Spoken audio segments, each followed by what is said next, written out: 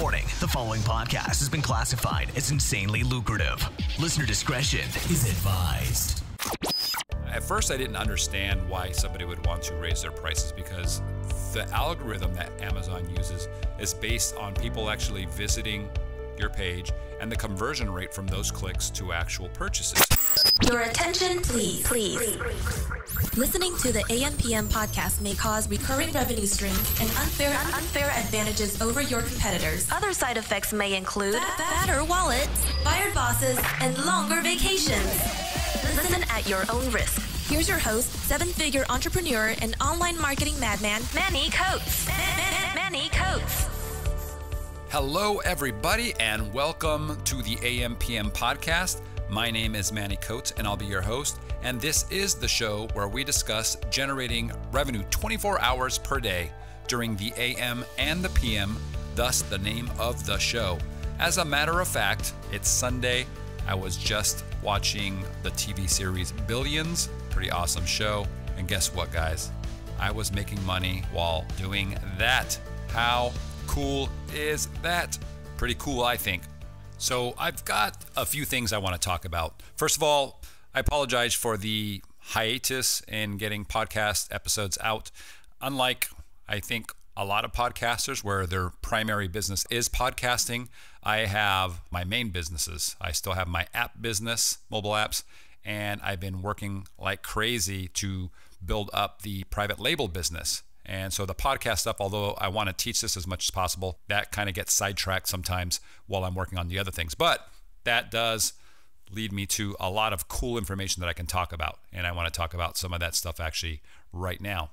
So if you're a member of our Facebook group, and if you're not, you should be, head over to our website over at ampmpodcast.com and join the Facebook group. But inside the Facebook group, I had posted a screenshot showing what Amazon had said I had lost in total sales, total revenue loss, because I was out of inventory.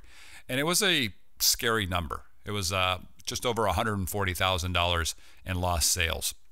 And, you know, I talked about this in a previous podcast where I was talking about my December results, and the numbers would have actually been bigger. They would have been higher had I not run out of inventory. But, you know, being that it was my first full month of selling on Amazon, and because it was the Christmas season and sales were higher than normal, and I was just trying to figure out how to apply all the previous knowledge I had in regards to keywords and pay-per-click from all the other businesses that I've done that are ultra aggressive, and how to apply those to Amazon. It was just a big learning process. So I just didn't know. I didn't know that going crazy with pay-per-click was going to drive as many sales as it did. And I ran out of inventory real quick, and I didn't get inventory in for over a month, actually. What I ended up doing is on my next order, I definitely upped the order compared to what I had previously ordered, right? I wanted to make sure I don't run out of stock, but I wanted to get some in a little bit sooner than later. So I ordered a percentage of my product via Express Air. So those came in, they went into inventory, and then the rest of it is still being shipped out. It's on a boat. So that's the majority of that inventory. But there were some issues that I think, that caught me by surprise, and I wanted to talk about these. Actually, before I talk about those issues, let me just mention, if you didn't listen to the podcast where I talk about my December numbers and how I generated over $80,000 total in sales, you should listen to that. I go into a lot of details about what products I pushed, what I didn't, and how I did certain things. But essentially, I had built up my products, my brands, to rank really well. The BSR was awesome. I was number one in one of the number one releases in one of the categories. And when I ran out of stock, I lost all of that. My BSR dropped from really high numbers down to like 200,000. So when I got my products back in, I almost had to start over. And I thought it would be a little easier to regain positions than it has been. But it was a little bit tougher. But I can say that because I completely ran out of stock, almost on everything. I was down to zeros on everything. I didn't have anything to sell. So my sales dropped from a high of 9,000. It was over $9,000 in sales in one day. That was my peak, right? And then it dropped to just like one sale or two sale. It was some product that I had, the one that I had discussed in the past that I said I was going to drop. So there was nothing coming in. On a good day, it was like $200.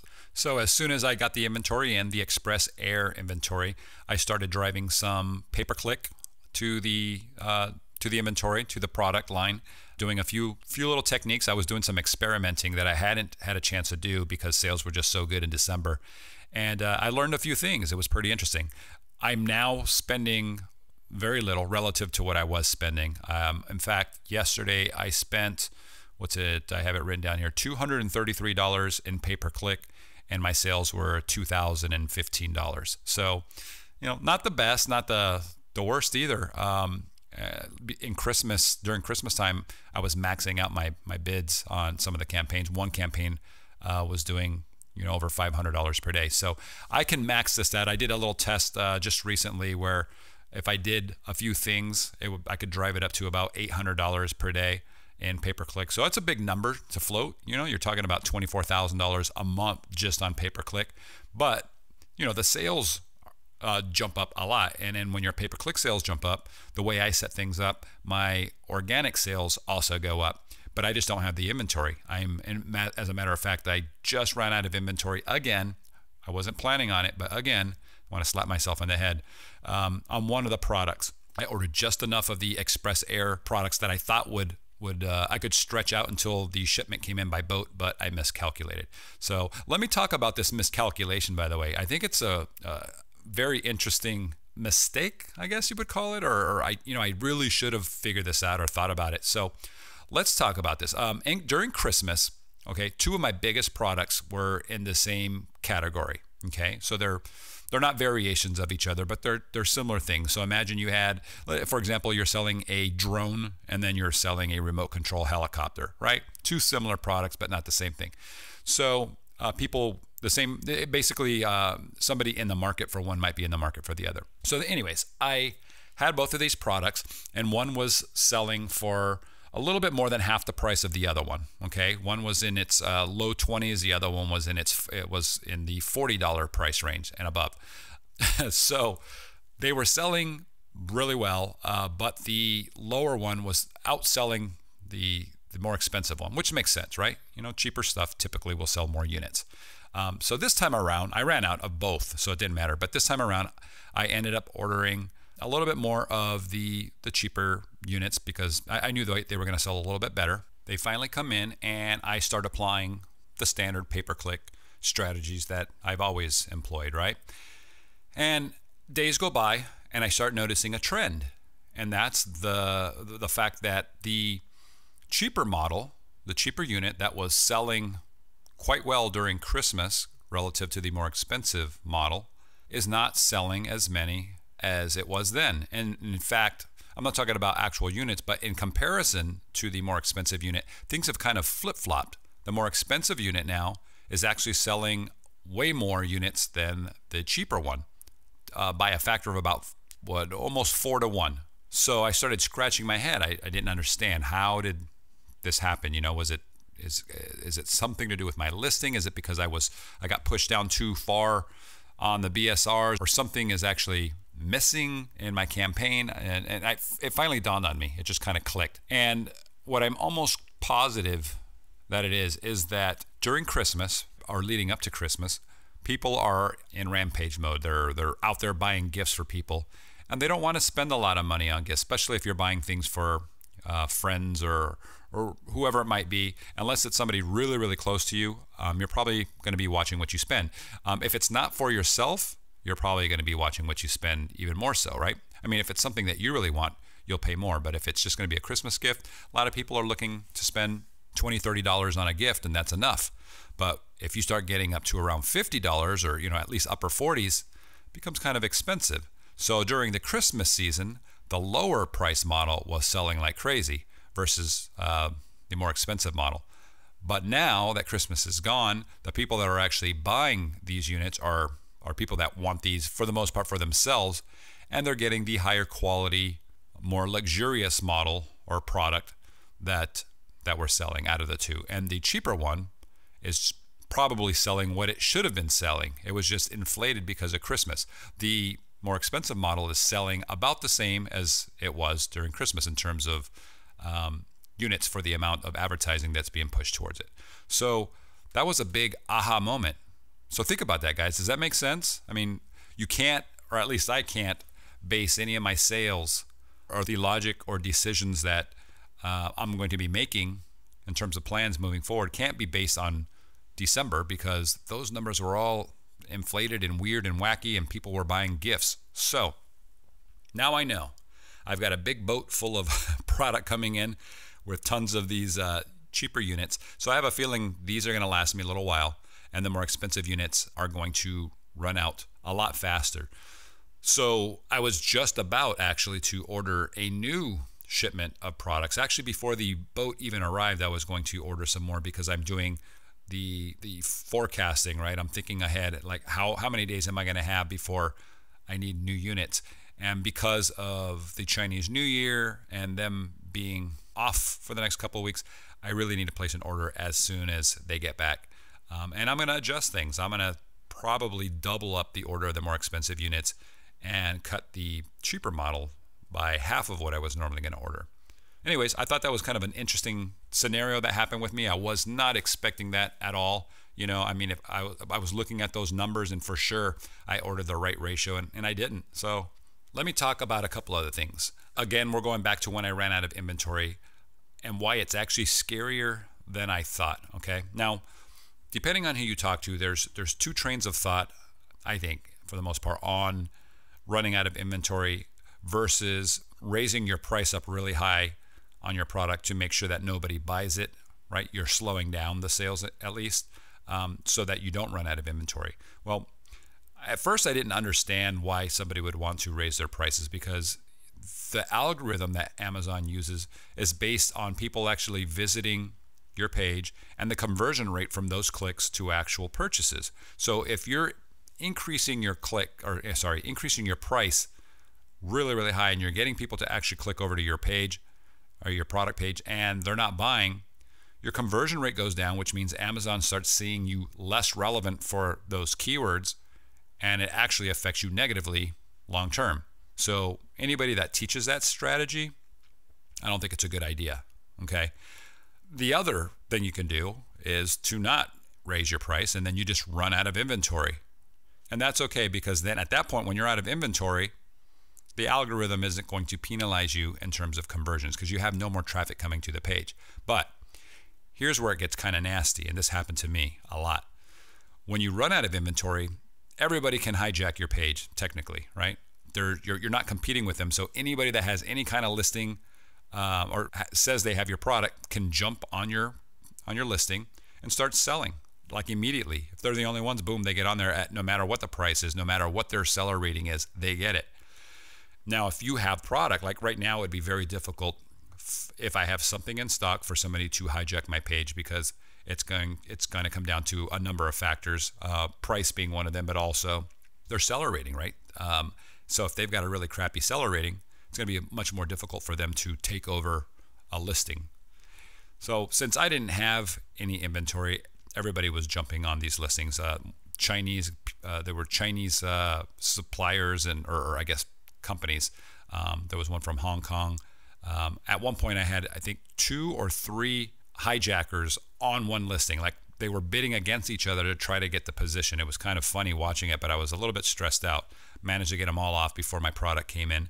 But that's the drawback of actually running out of inventory, or at least one of the drawbacks. Obviously, when you run out, your BSR and everything else goes down fast, and you're going to have to build that back up. But consider the alternative, which is, if you're raising your price to the point where it's actually affecting your sales and your click-throughs are still relatively the same, your conversion rate's going to go down. So you have to kind of weigh the pros and cons there. I don't know if a lot of people actually think about that. So because I went out of stock right away, I didn't get a chance to even raise my prices hardly. I think I did raise it a little bit on one of the products for a day or two, and I still ran out of inventory. But because of that, I was able to jump back pretty fast. At least that's what I think.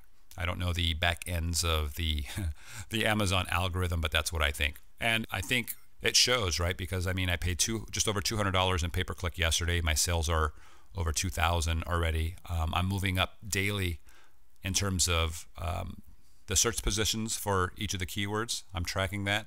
And today it's just over $100 in pay-per-click, and it's about $1,300 in sales, and the day is a little bit more than halfway done. But my pay-per-click is actually lower. It's going to be lower than it was yesterday, and sales will be really close to where they were yesterday when it's all done. So the other thing I want to talk about is net profits, right? So a lot of people are teaching that you should shoot for about a third net profit. You want a third of your sale to be money that you put in your pocket. And I believe in that too as well. But I ask myself, is that really realistic? For a lot of other people, maybe, could be. But for me, I'm starting to realize, and I've got a number of products now, that 30% probably isn't what I should be shooting for. Honestly, for me, because of how aggressive I am with pay-per-click and trying to scale things, maybe 20% is a more realistic number.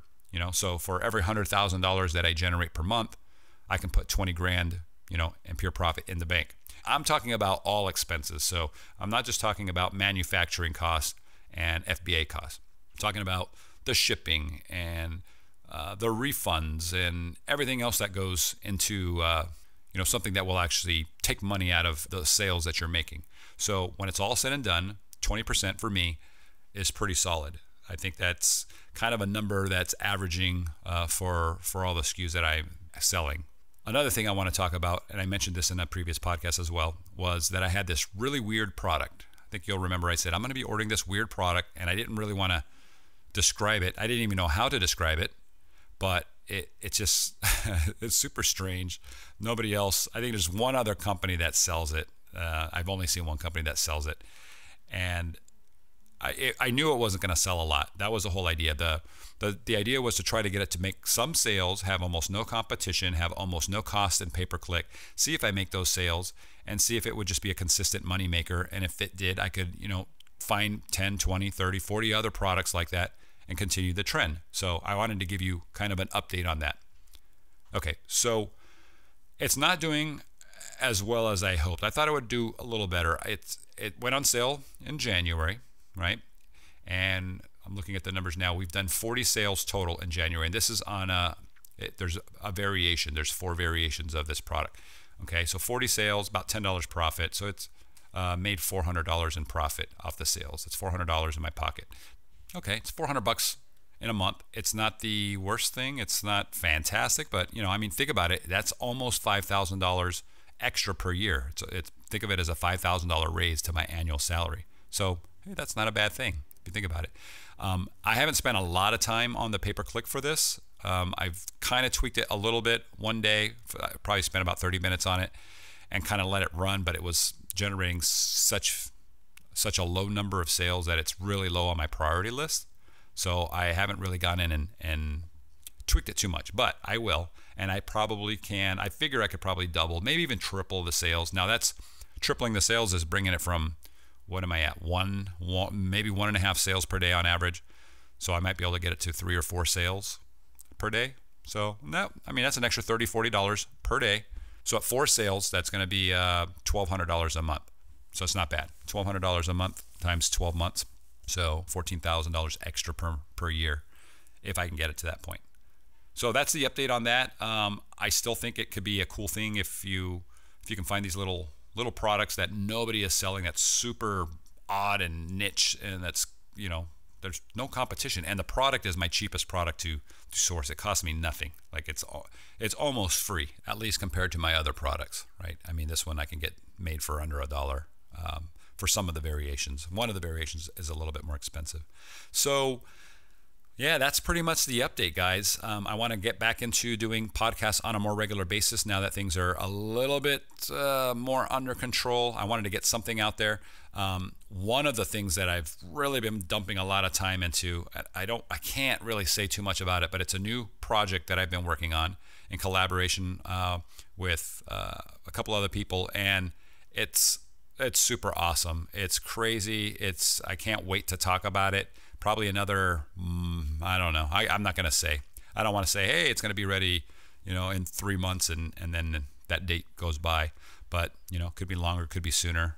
I'll let you know here when it's ready. But it's awesome. It's making money, and it will definitely be something that those that listen to this podcast can employ and use, and really drastically change the way they look at things and the amount of money that they're making. So stay tuned, and I'll be talking about that a little bit later. So guys, that's about all I have for you this episode. Please, if you have any questions, do go to the ampmpodcast.com website and leave me a voicemail. I'd like to play that on air and answer your questions. Also, guys, if you're not using some of the tools that I use for keywords and for my pay-per-click and to make sure that things are looking good, do so. I mean, I use Scribbles. I made that for free for everybody. Again, that's available at the website. Just use it just to make sure you're using all your keywords. And one last thing, guys, before I go. I can throw around some big numbers and I can say that I'm doing all this stuff because I'm actually doing things, right? I'm not just talking about stuff. I'm actually going and doing it. So, if you haven't started or you're thinking about doing it, just do it, right? And so I'm not a big sports fan, but I think most people know who Michael Jordan is. And he had a quote, and his quote was, "Some people want it to happen, some wish it would happen, others make it happen." So, think about that. Are you somebody that wants it to happen? Are you wishing it's going to happen, or are you going to make it happen? Hopefully you're on that last part. You're going to make it happen. And I know that's the type of person I am, and I hope that you'll follow along. And that being said, guys, thank you so much for listening. I will talk to you guys next time. Take care. Bye-bye. You've been listening to the AM/PM podcast hosted by Manny Coates. For more information, insider tools, and to get the resources mentioned in this episode, visit ampmpodcast.com.